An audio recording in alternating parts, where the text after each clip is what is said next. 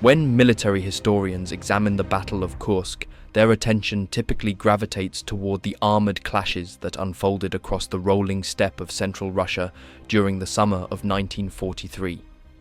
Tank commanders, mechanised warfare, and the grinding attrition of steel against steel dominate the narrative. Yet above the smoke and thunder of the largest tank engagement in human history, another battle was being fought with equal ferocity and perhaps greater long-term consequence.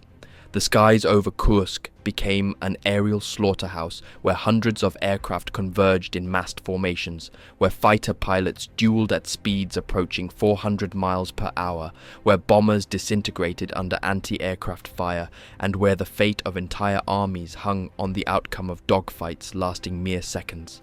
The air war over Kursk represented something unprecedented in the history of aerial combat.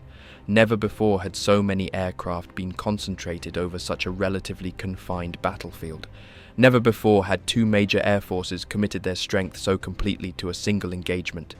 What unfolded in the skies above the Kursk salient during July 1943 would determine not only the immediate tactical situation on the ground, but would mark a fundamental shift in the balance of air power on the Eastern Front. For the Luftwaffe, Kursk represented the last moment when German air superiority seemed achievable. For the Soviet Air Force, it marked the beginning of an ascendancy that would carry them all the way to Berlin.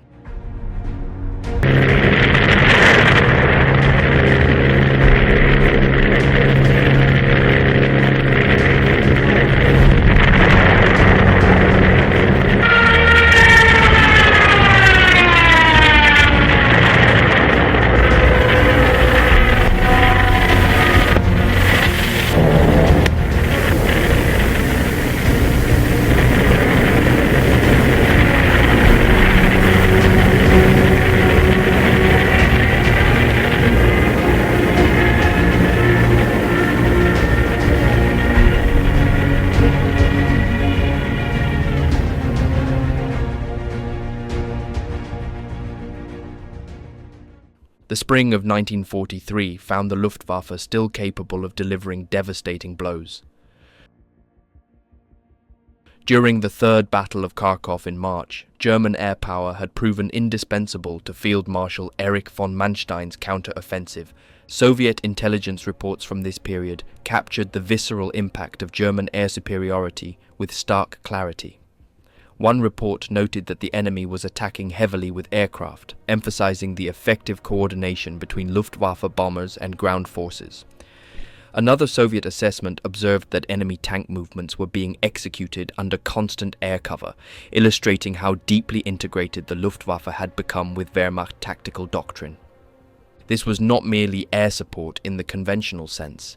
The Luftwaffe functioned as an airborne artillery arm, capable of delivering precision strikes against Soviet strongpoints, disrupting communications, and creating conditions for rapid armored advances. The success at Kharkov convinced the German High Command that air superiority remained achievable in the east, despite mounting pressures elsewhere.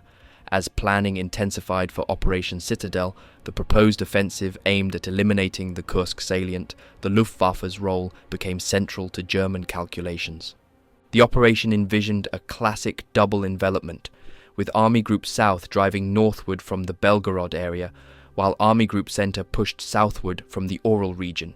If successful, this pincer movement would trap hundreds of thousands of Soviet troops and potentially restore German initiative along the entire Eastern Front. The Luftwaffe would need to protect these advancing columns, suppress Soviet artillery, destroy Soviet armor reserves, and most critically, prevent the Soviet Air Force from interfering with German ground operations. Yet beneath the surface confidence, the Luftwaffe faced challenges that would prove insurmountable. The force that had terrorized Europe in 1940 and dominated the skies over Russia during the opening phases of Barbarossa was no longer the same instrument. Attrition had taken an irreversible toll. Experienced pilots who had survived 2 years of brutal combat were exhausted. Aircraft that had seemed modern in 1941 were now technologically matched or surpassed by improved Soviet designs. Most critically, German aircraft production was failing to keep pace with losses, while Soviet factories were churning out aircraft in quantities that German planners had not thought possible. The fighter force upon which Luftwaffe commanders would rely at Kursk consisted primarily of two types. The Messerschmitt Bf-109G represented the latest iteration of a design that had entered service before the war began. Though still a capable fighter, the 109G suffered from the accumulated compromises of continuous development. It was heavier than earlier variants, its handling characteristics had degraded, and its performance envelope was narrower. The Focke-Wulf FW-190, introduced to combat in 1941, offered superior firepower and better handling at lower altitudes, but it too was being pushed to its operational limits. Both aircraft were approximately equal in performance to the latest Soviet fighters, the Yakovlev Yak-9 and Lavochkin Lafiv, with German types holding a slight edge in certain flight regimes while Soviet aircraft excelled in others. The planned successor to the Bf-109, the Messerschmitt Me-209, had been abandoned after development proved problematic. German hopes now rested on the Me-262 jet fighter, a revolutionary design that promised performance far exceeding any contemporary aircraft. But as July 1943 approached, the Me-262 existed only in prototype form. Production remained months away, and operational deployment would not occur until 1944. At Kursk, German fighter pilots would fly into battle in aircraft that were fundamentally similar to those they had flown 2 years earlier, facing an enemy whose numerical strength had grown exponentially. The disparity in numbers was stark and would prove decisive. For Operation Citadel, the Luftwaffe assembled approximately 1,700 aircraft. In the northern sector, supporting General Walter Model's 9th Army, was Luftflotte 6's 1st Air Division under Major General Paul Deichmann, comprising roughly 730 aircraft stationed around airfields near Orel.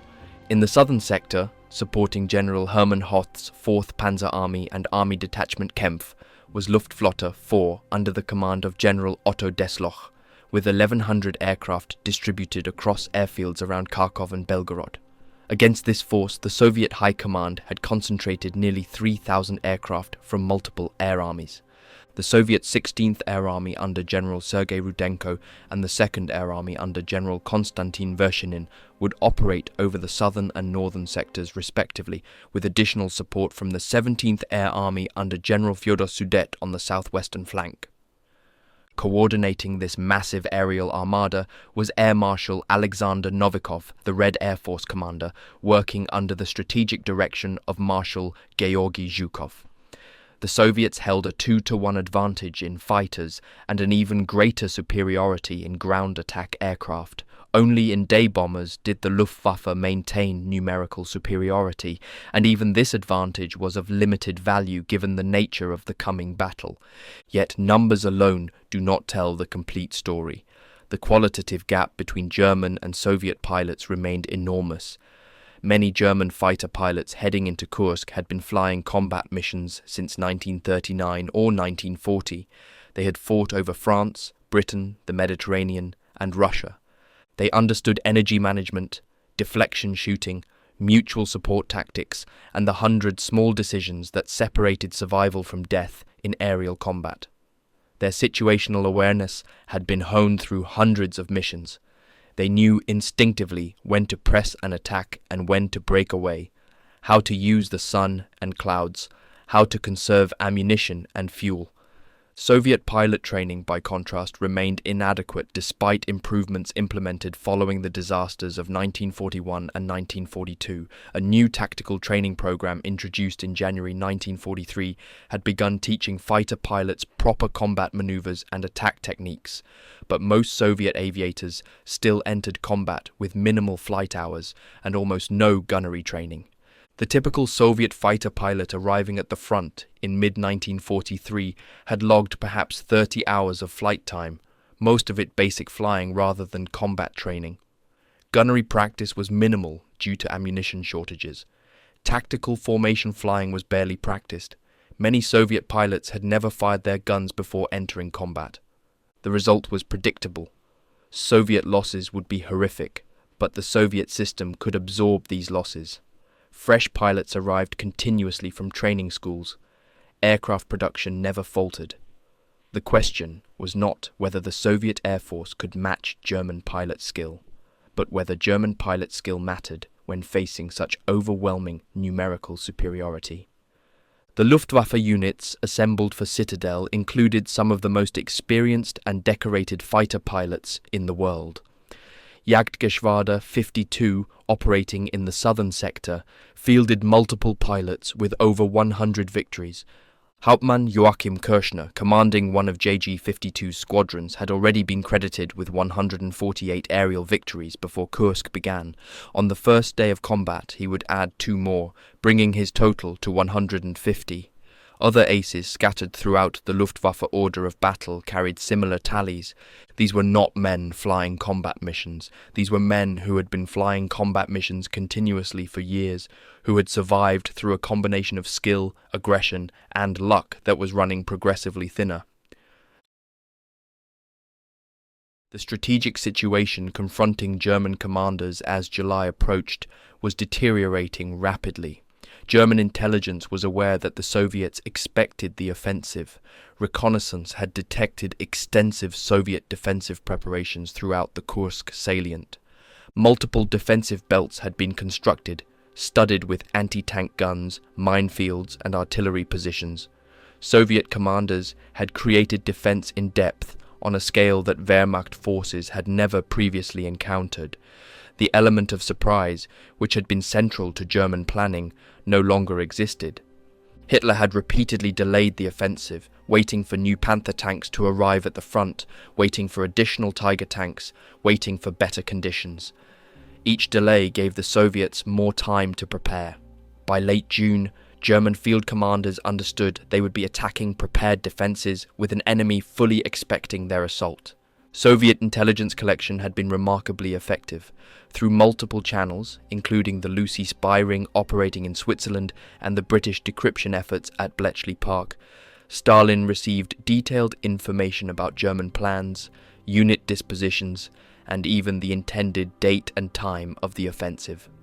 Soviet commanders knew not only that the attack was coming, but where it would fall and with what forces.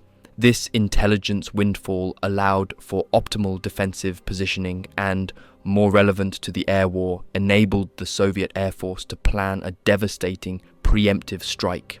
The concept was audacious. Rather than waiting for the Luftwaffe to strike first, Soviet air commanders would launch their own attack against German airfields in the hours immediately before the ground offensive began. If successful, this strike would catch the Luftwaffe on the ground, destroying bombers and fighters before they could take off, crippling German air support before the first German tank crossed the start line. The planning for this operation fell to Generals Rudenko, Vershinin, and Sudet, coordinating their air armies to deliver maximum weight against the concentrated German airfields around Belgorod, Kharkov, and Orel. Aerial reconnaissance had identified the primary Luftwaffe bases. The airfield at Mikoyanovka, 17 miles south of Belgorod, served as the headquarters of 8th Flieger Corps under General Hans Seidemann and hosted significant numbers of bombers and ground attack aircraft. Other major bases at Pomerki, Sokolniki, Osnova, and Rogan held up to 150 aircraft each. Intelligence reports noted that these airfields were crammed with aircraft parked wingtip to wingtip, presenting ideal targets. Even more valuable to potential attackers, these bases held enormous stockpiles of ordnance. Seidemann's forces had accumulated enough bombs and ammunition for 10 full mission cycles. In the northern sector, Deichmann's units possessed sufficient munitions for 15 days of intensive operations. A successful strike against these concentrated, heavily laden airfields could potentially eliminate the Luftwaffe's ability to support the ground offensive before that offensive even began. The night of July 4th and the early morning hours of July 5th, 1943, found both air forces preparing for the coming storm. At German airfields throughout the Belgorod and Orel regions, ground crews performed final checks on aircraft. Bomb and ammunition loads were prepared, fuel tanks were topped off, pilots attended briefings where the day's missions were outlined. The operational plan called for bombers to take off first, circle above their bases to form up into their assigned formations, then proceed toward their targets once fighter escorts had joined them. This procedure was standard, designed to ensure that slower bombers did not fly unescorted into enemy airspace where they would be vulnerable to Soviet fighters. At Soviet airfields, a different kind of preparation was underway. Fighter regiments and ground attack squadrons were being briefed on the preemptive strike. The plan called for 417 aircraft to launch simultaneously, arriving over German airfields at dawn. The attacking force would consist of 285 fighters providing escort and top cover, with 132 Ilyushin Il-2 Sturmovik ground attack aircraft delivering the actual strikes. The Il-2, known to Soviet pilots as the flying tank due to its armoured cockpit, carried bombs, rockets, and cannons specifically designed for attacking ground targets. German pilots, who had learned to respect the Il-2's durability, called it the Black Death, or referred to the aircraft as concrete bombers due to their resistance to fighter attacks. The Soviet plan depended entirely on surprise. If the Luftwaffe detected the approaching strike and scrambled fighters to intercept, the slow, heavily laden Il-2s would be slaughtered. Soviet fighter escorts would need to protect the ground attack aircraft while simultaneously dealing with German interceptors and anti-aircraft fire. The entire operation carried enormous risk, but if successful, it could deliver a knockout blow before the battle properly began. Shortly after 2 in the morning on July 5th, Soviet air regiments began receiving their final orders. Engines coughed to life in the darkness. Mechanics performed last-minute checks by flashlight. Pilots climbed into cockpits, adjusted their straps, tested their controls. The tension was palpable. Every man involved understood the stakes. Within the hour, hundreds of Soviet aircraft would be airborne, flying west toward German airfields, hoping to arrive undetected, hoping to find the Luftwaffe still on the ground. But the Luftwaffe was not asleep. German radio intelligence units monitoring Soviet communications detected an unusual surge in radio traffic around the Kursk salient during the early morning hours. The pattern was unmistakable. Something significant was happening within Soviet air units. Initially, German radar operators estimated approximately 100 aircraft were airborne and heading toward German positions. Within minutes, this estimate was revised upward. 200 aircraft, then 300, then over 400. The scale of the incoming raid became horrifyingly clear. This was not a probing attack or a harassment mission. An entire Soviet air army was inbound, heading directly toward the concentrated German airfields around Belgorod.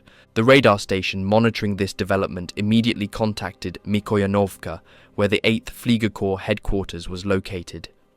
The duty officer grasped the situation instantly and rushed to find General Seidemann and General Hans Detlef Herhut von Roden, the Luftwaffe Chief of Staff, who was visiting the front. Both generals turned pale as the report was delivered. Their carefully planned operation was about to be disrupted catastrophically. The bombers, heavy with fuel and ordnance, were preparing to take off. If they attempted to launch now, they would climb directly into the path of incoming Soviet fighters. If they remained on the ground, they would be destroyed where they sat. Either way, the carefully orchestrated opening of Citadel was collapsing before it had begun. A decision was made within seconds. Bomber takeoffs were cancelled immediately. Runners sprinted across the airfield, signaling ground crews with thumbs-up gestures to indicate the change in orders. Fighter squadrons were given priority. Messerschmitt 109s and Focke-Wulf 190s, already at readiness, began taxiing immediately toward the runways. Pilots in fighter cockpits, who had been waiting for the bombers to launch first, suddenly found themselves racing to get airborne. The entire operational sequence was being reversed in real time, with German fighters now scrambling to intercept the Soviet strike force before it could reach the airfields. At other Luftwaffe bases throughout the region, the same desperate improvisation was unfolding. At Kharkov, at Pomerki, at the fields around Orel, fighters were being rushed into the air while bombers and ground attack aircraft remained parked and vulnerable. The question facing every German commander was identical and terrifying. Would they get enough fighters airborne in time, or was Stalin about to obliterate the Luftwaffe's offensive capability before Operation Citadel could begin? German pilots, jolted from their pre-mission routine into emergency scramble, reacted with the professionalism born of years of combat experience.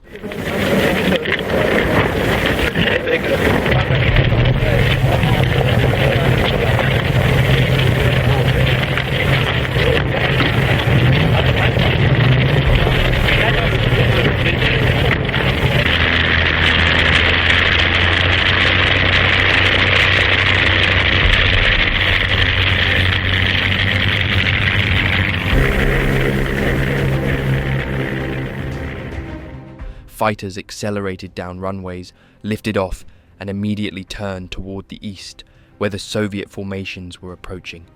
In the pre-dawn darkness, with visibility still limited, they climbed to intercept altitude, seeking the enemy bombers and fighters that radar had detected. The Luftwaffe's 3rd and 52nd Fighter Groups from JG-52 and other units were vectored toward the incoming threat. Within minutes, German fighters were in position, waiting in the growing light for the Soviet formations to appear. The Soviet strike force pressed westward, confident that surprise remained intact. Fighter pilots scanned the horizon, watching for the telltale shapes of German airfields. Ground attack pilots checked their bomb loads one final time, preparing for the attack run. The entire formation maintained radio silence, hoping to avoid detection. Soviet commanders, monitoring the operation from their headquarters, believed the plan was proceeding perfectly. The Germans would be caught napping, their aircraft destroyed on the ground, their offensive support eliminated before the first shot of the ground battle. Then, emerging from the haze of early morning, German fighters struck.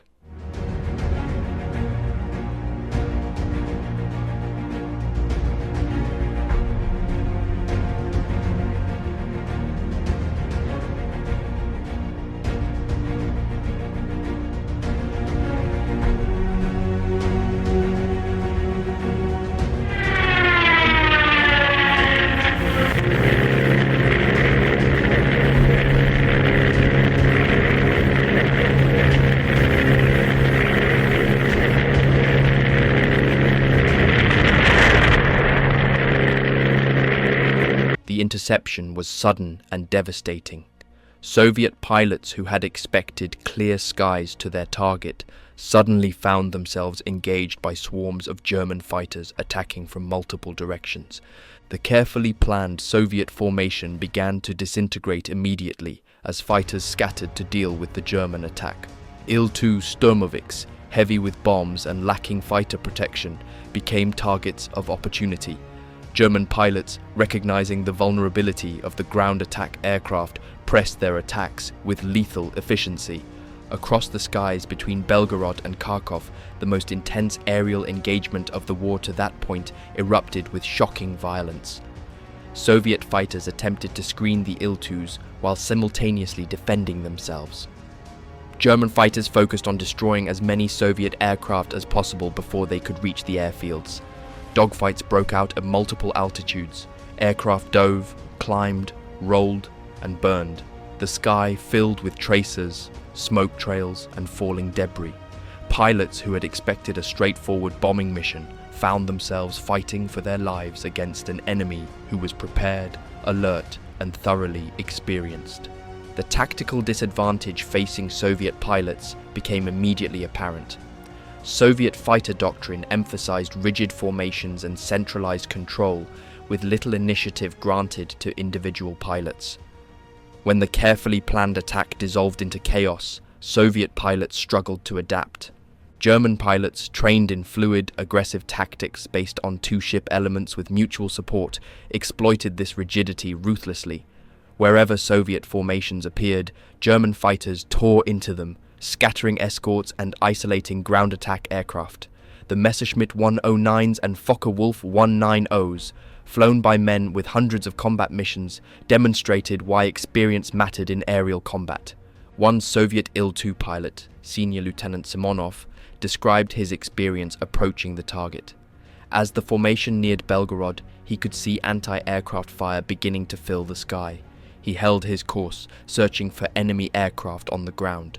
To his shock, he saw German fighters taking off rather than sitting parked and vulnerable. The realization that surprise had been lost came too late.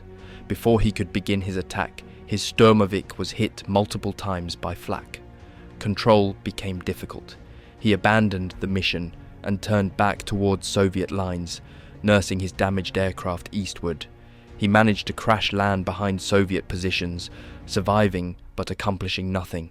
Simonov's experience was replicated hundreds of times that morning. Soviet aircraft that managed to penetrate the fighter screen encountered intense anti-aircraft fire from German positions that had been alerted and were fully prepared. Those Il-2s that pressed their attacks dropped their bombs but achieved minimal damage. Most never reached their targets at all, driven away by fighters or flak, forced to jettison their ordnance and flee. The formations that had taken off with such confidence returned in tatters, having sustained catastrophic losses while accomplishing virtually nothing. The air battle lasted nearly 2 hours. By the time the surviving Soviet aircraft disengaged and retreated eastward, the sky over Belgorod and Kharkov was littered with wreckage. German pilots claimed over 120 Soviet aircraft destroyed. Soviet records, which remain partially classified, admit to losses exceeding 160 pilots killed or missing, including 111 junior lieutenants, the lowest officer rank typically held by recent flying school graduates. Another 22 sergeants were also lost, representing pilots who had received minimal training before being thrust into combat. The human cost of this failed strike was staggering, but from the Soviet perspective, the loss of inexperienced pilots was acceptable. Stalin's military machine operated on the principle of numerical superiority regardless of cost. Pilots could be replaced. Aircraft could be manufactured. The ruthless calculus of Soviet strategy meant that these young men, whose training had been inadequate and whose chances of survival had been minimal, were expendable resources to be traded for time and advantage. For the Luftwaffe, the successful defense of their airfields appeared to be a complete victory. General Seidemann could barely believe the outcome. Less than an hour earlier, his bombers had been moments from destruction. Now, through quick reaction and pilot skill, the threat had been eliminated. German losses were remarkably light, officially reported as 26 aircraft lost on July 5th, though subsequent analysis reveals the actual figure was closer to 55 aircraft destroyed or damaged beyond immediate repair, including 23 fighters. More critically, 20 German pilots had been killed or captured, including 12 fighter pilots whose experience was irreplaceable. The immediate consequence of the failed Soviet strike was complete Luftwaffe air superiority over the southern sector of the battlefield for the opening phase of Operation Citadel.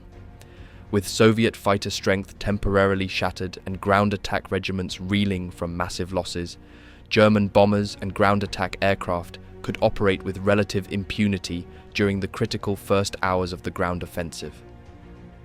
At approximately 4:30 a.m., as dawn broke fully over the steppe, German bombers began their assault on Soviet defensive positions. Junkers Ju-87 Stukas, Junkers Ju-88 medium bombers, Heinkel He 111s, and Do-17s flew mission after mission against Soviet strongpoints, artillery positions, and troop concentrations. The ground offensive, which had been scheduled to begin at 3 a.m., kicked off slightly behind schedule, but with the full weight of Luftwaffe support. In the southern sector, the SS Panzer Corps, comprising the elite Leibstandarte Adolf Hitler, Das Reich, and Totenkopf divisions, advanced behind a rolling artillery barrage supplemented by continuous airstrikes.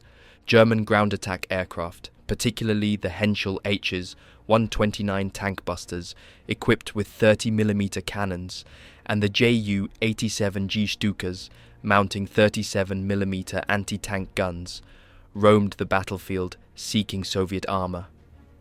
One pilot, Hauptmann Hans-Ulrich Rudel, flying his personal Ju-87G, claimed 12 Soviet tanks destroyed on the first day of battle, using his twin 37mm guns with devastating effect. Rudel, who would become the most decorated German serviceman of the war, flew so low during his attacks that his aircraft was repeatedly scorched by the explosions of the tanks he destroyed. His success, however, was an outlier.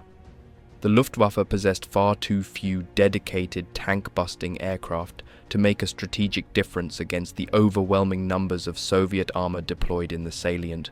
Only 8 Ju-87Gs and 16 H-129 equipped with 37mm guns were available for Citadel. Against thousands of Soviet tanks, this was wholly inadequate. The Luftwaffe flew over 3,300 sorties on July 5th, with nearly 2,000 of these in the southern sector supporting the SS Panzer Corps and 4th Panzer Army. The intensity of operations was unprecedented. Pilots flew multiple missions, landed to refuel and rearm, then immediately returned to the battle. Fatigue began accumulating from the first day. Mechanics worked through the daylight hours performing repairs and maintenance, preparing aircraft for the next day's operations. The tempo could not be sustained indefinitely, but for the moment German air power was dominant and effective. Yet even as the Luftwaffe delivered devastating attacks against Soviet positions, the limits of air power were becoming apparent. Despite intensive bombing and strafing, Soviet defences held. German ground forces, encountering defence in depth that exceeded all previous experience, found their advance slowing almost immediately. The multiple defensive belts, the density of anti-tank guns, the minefields, and the sheer depth of Soviet positions absorbed the German assault. By evening, on July 5th, the SS Panzer Corps had penetrated 2 of 3 main Soviet defensive lines in some sectors, but progress was measured in single kilometers rather than the breakthrough that German planners had anticipated. In the northern sector, where General Model's 9th Army was attacking toward the south, results were even more disappointing. The Luftwaffe's 1st Air Division, supporting Model's forces, faced more effective Soviet air opposition. Soviet fighters from the 16th Air Army contested German air superiority with greater success than their counterparts in the south. By July 7th, German corps commanders in the north were reporting heavy Soviet air attacks, indicating that the Luftwaffe had lost air superiority in that sector within 48 hours of the offensive's start. The strain on Luftwaffe resources was immediate and severe. By the evening of July 5th, General Hermann Hoth, commanding 4th Panzer Army in the southern sector, was requesting increased air support for his 48th Panzer Corps, which was struggling against unexpectedly strong Soviet resistance. The problem was not willingness but capacity. The Luftwaffe simply did not possess enough aircraft to provide continuous close air support to all attacking units simultaneously. Decisions had to be made about which ground formations would receive air support and which would have to manage without it. This prioritization meant that some German units advanced with extensive air cover, while others fought under conditions of near parity or even Soviet air superiority. The second day of the offensive, July 6th, saw continued intense air operations, but with diminishing returns. Soviet resistance was stiffening everywhere. German casualties were mounting faster than anticipated. The speed of advance was well below what operational plans had projected. Worse, the Soviet Air Force, despite the catastrophic losses on July 5th, was already returning to combat effectiveness. Fresh aircraft and pilots were flowing to the front from reserve airfields. Soviet ground attack regiments that had been decimated were reconstituted within 24 hours. The numerical advantage that had seemed temporarily negated was reasserting itself with brutal efficiency. German fighter pilots found themselves outnumbered in every engagement. Luftwaffe ace Hans Grünberg, flying from a forward airfield, described being urgently recalled to defend his base against attacking Soviet Iltus. He claimed 4 Sturmovix shot down during this defensive action, but the attacks continued relentlessly. Later that same day, Grünberg observed Soviet ground attack aircraft swarming over German tank columns, dropping bombs and firing rockets despite intense anti-aircraft fire and repeated fighter interceptions. The message was clear. No matter how many Soviet aircraft were destroyed, more appeared to replace them. By July 7th, the operational limitations facing the Luftwaffe were becoming undeniable. In the northern sector, only 481 attack sorties were flown that day, barely a third of the number flown on July 5th. Pilot exhaustion was acute. Aircraft were requiring longer turnaround times for maintenance. Spare parts were becoming scarce. In desperation, reconnaissance aircraft were being pressed into service as makeshift bombers, carrying improvised bomb loads and flying attack missions for which they were never designed. This expedient accounted for 110 sorties on July 7th alone, highlighting how desperately German commanders needed additional strike capacity. The experience of bomber pilot Oberleutnant Martin Willemer illustrated the conditions under which Luftwaffe crews were operating. Already sleep-deprived from days of continuous missions, Willemer described flying in terrible weather conditions, struggling to navigate and find targets.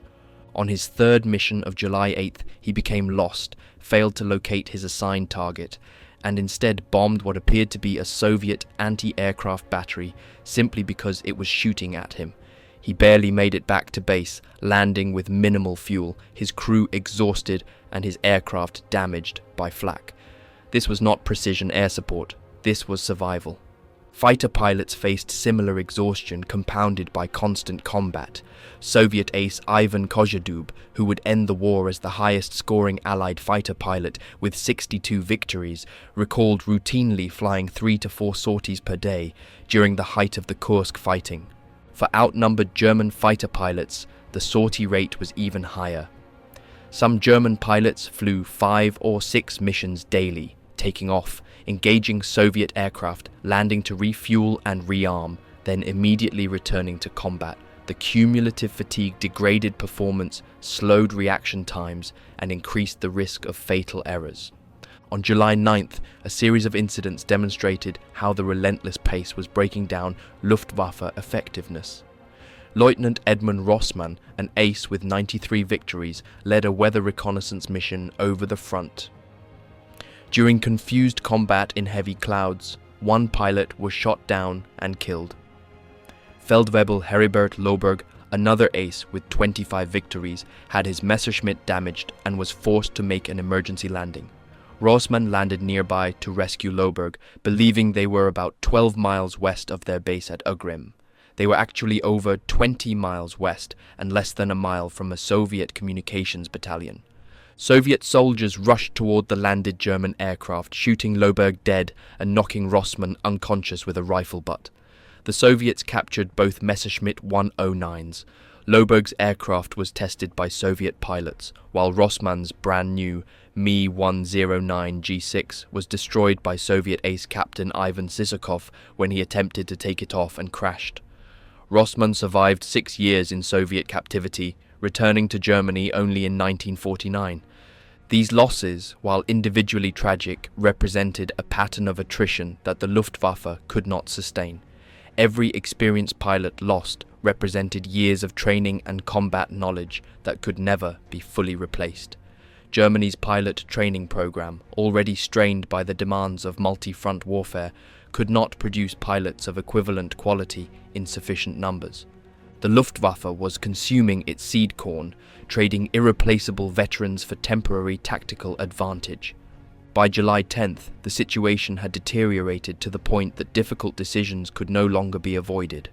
All Henschel H's 129 tank-busting units were ordered withdrawn from the Kursk sector and redeployed to the Orel area to the north, where a massive Soviet counter-offensive was developing. This left only Hans-Ulrich Rudel's personal Ju-87G as dedicated anti-tank air support in the southern sector. The decision effectively acknowledged that the German offensive had failed. With insufficient forces to support both pincers of the planned envelopment and with no reserves available, victory at Kursk was impossible. Yet fighting continued. On July 12th, the largest single day of tank combat occurred near Prokhorovka, where the 2nd SS Panzer Corps engaged multiple Soviet tank armies in a massive swirling melee. The Luftwaffe provided what support it could, but air power proved largely irrelevant in a battle where hundreds of tanks fought at point-blank range amid smoke, dust, and chaos. The tactical details of Prokhorovka remain controversial, but the strategic outcome was clear. The German offensive had been stopped. Soviet defenses, despite horrific losses, had held. The initiative was passing to the Red Army. That same day, July 12th, the Soviets launched Operation Kutuzov, a major counter-offensive against the Orel salient north of Kursk. This new threat required immediate German response. Units that had been committed to Citadel were now needed to prevent a catastrophic breakthrough in Army Group Center's rear area. The Luftwaffe, already overstretched, was forced to shift aircraft northward to support defensive operations around Orel. Air support for the still engaged forces at Kursk diminished rapidly. The broader strategic situation was collapsing around Germany.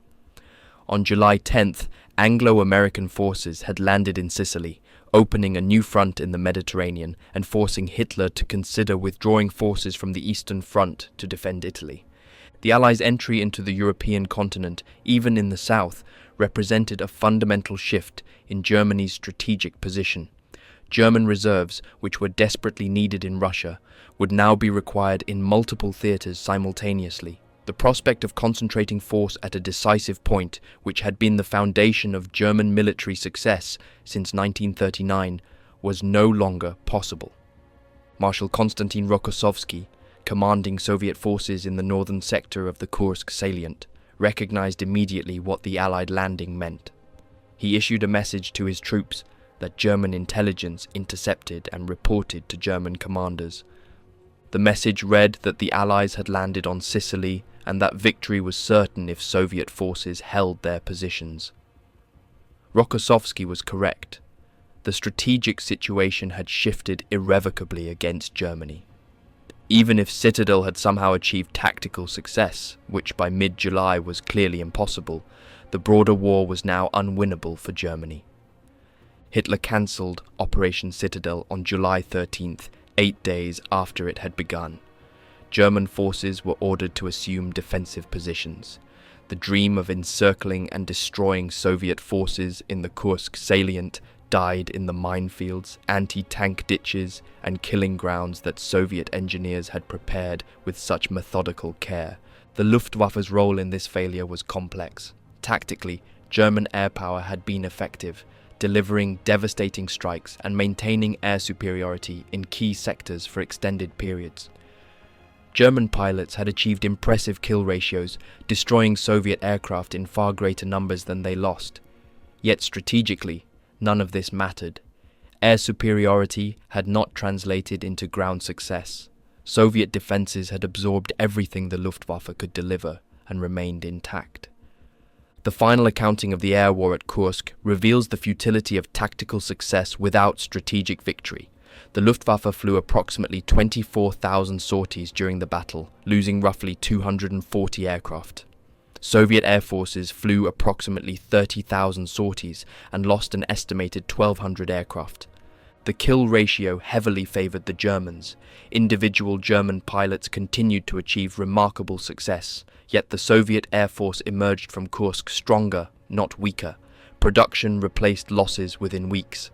New pilots, however inadequately trained, filled vacant cockpits. The numerical advantage that the Soviets possessed at the battle start was even greater at its conclusion. For the Luftwaffe, Kursk represented a turning point from which recovery proved impossible. The loss of 240 aircraft might seem sustainable, but these were frontline combat aircraft, many of them fighters, lost at a time when German industry was struggling to maintain production rates. More critically, the pilot losses, while numerically small compared to Soviet casualties, represented veterans whose experience could not be replaced. Every ace killed or captured at Kursk represented thousands of hours of combat experience, tactical knowledge, and training value that was lost permanently. The Luftwaffe's fighter force in particular was being consumed faster than it could be regenerated. Equally significant was the psychological impact. German pilots had entered Kursk confident in their superiority over Soviet opponents. They had achieved remarkable tactical successes, winning virtually every engagement on terms favorable to German assessment criteria, yet they had lost the battle, The realization that tactical air superiority was insufficient against an enemy who could absorb unlimited losses and return indefinitely with fresh forces was profoundly demoralizing. The Luftwaffe had won the air battle but lost the war. The shifting of Luftwaffe resources to other fronts accelerated after Kursk. Anglo-American bombing of Germany intensified dramatically during late 1943. The combined bomber offensive required the recall of fighter units from the Eastern Front to defend the Reich. By autumn 1943, the majority of Germany's single-engine fighter force was committed to home defense, leaving the Eastern Front progressively denuded of air cover. The Red Air Force, emboldened by success at Kursk and strengthened by continuous reinforcement, began achieving consistent air superiority over most sectors of the front. German ground forces, which had operated since 1941 with the confidence that the Luftwaffe would protect them from air attack, now experienced what Soviet forces had endured earlier in the war: helplessness under enemy air superiority. The technological balance also shifted permanently after Kursk. Soviet aircraft design continued improving, with new variants of the Yak-9 and La-5 entering service that were fully competitive with German types. Soviet pilot training gradually improved, not to German standards but sufficiently to narrow the qualitative gap. Meanwhile, the Me-262 jet fighter, which might have restored German air superiority had it entered service in quantity during 1943, was delayed by technical problems, production difficulties, and Hitler's insistence that it be developed as a bomber rather than a pure fighter.